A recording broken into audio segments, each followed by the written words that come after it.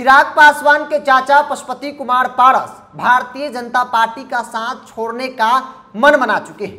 लालू यादव, नीतीश कुमार से उनकी कई राउंड की बातचीत भी हो गई है।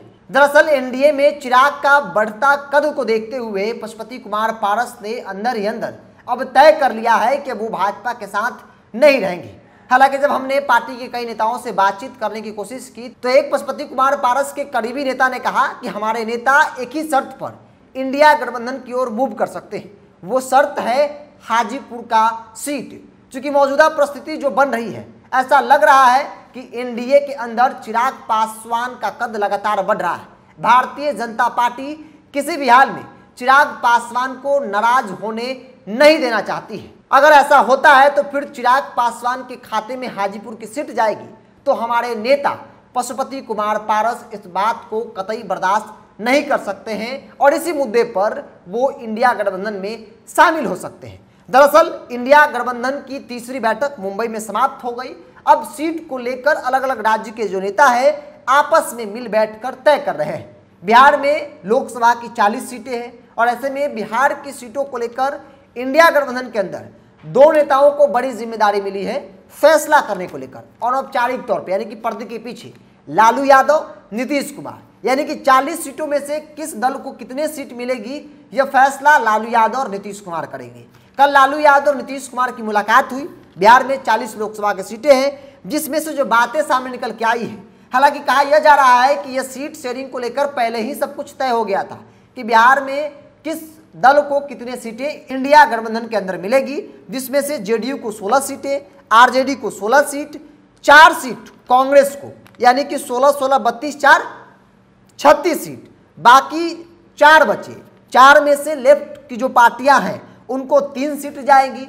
उसके बाद बचे 1 सीट, तो वो 1 सीट पशुपति कुमार पारस की पार्टी को दी जाएगी। वो सीट होगा हाजीपुर लोकसभा सीट। चूंकि पशुपति कुमार पारस को 1 सीट ही मिलेगा, चिराग पासवान को भारतीय जनता पार्टी जिस अंदाज में आगे बढ़ा रही है, जिस प्रकार से भाव दे रही है, यह बात अब क्लियर हो चुका है कि पशुपति कुमार पारस उस मजबूत स्थिति में नहीं है भाजपा के नज़र के सामने।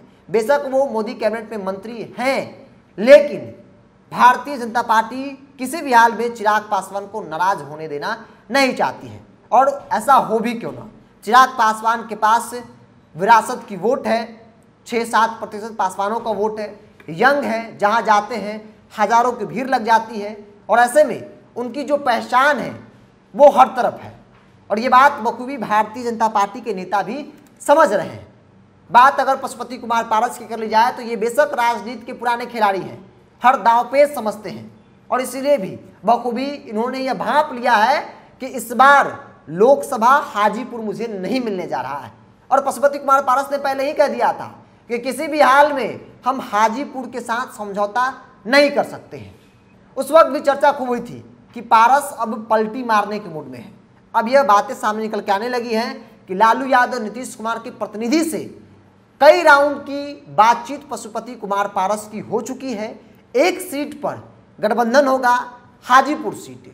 चिराग पासवान के चाचा को हाजीपुर सीट दिया जाएगा। एक तरफ चिराग पासवान या फिर उनकी मां हाजीपुर से होंगी इंडिया गठबंधन से, तो वही इंडिया गठबंधन से हाजीपुर से चिराग पासवान के चाचा होंगे, यानी कि परिवार के 2 नेता जो है आपस में हाजीपुर सीट पर भिड़ेंगे।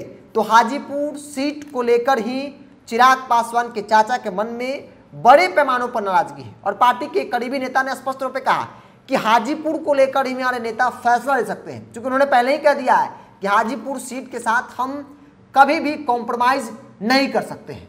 हाजीपुर सीट हमारा है और हमारे पास ही आगे रहेगा।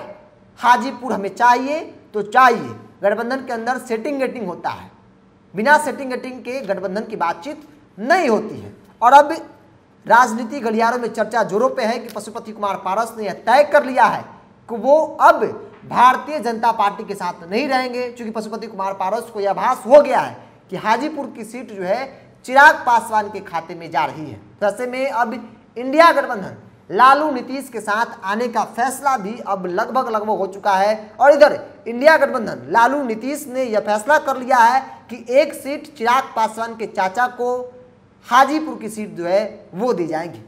हालांकि ये सब बातें राजनीतिक तौर पे राजनीतिक गलियारों में हो रही है, कयासों का बाजार गर्म है। इस बात की पुष्टि द इंडिया टॉप नहीं करता है कि गठबंधन को लेकर वाकई में बातचीत हो गई है, क्योंकि राजनीतिक तौर पे जो हमारे सूत्र बता रहे हैं, पार्टी के करीबी नेता बता रहे हैं, उस आधार पर हम आपको ये बात बता रहे हैं। आपको क्या लगता है? आप अपनी प्रतिक्रिया कमेंट्स बॉक्स में रखिए। अगर आप मेरे चैनल को यूट्यूब पर देख रहे हैं तो सब्सक्राइब कर लीजिए, फेसबुक पर देख रहे हैं तो पेज को लाइक और फॉलो कर लीजिए।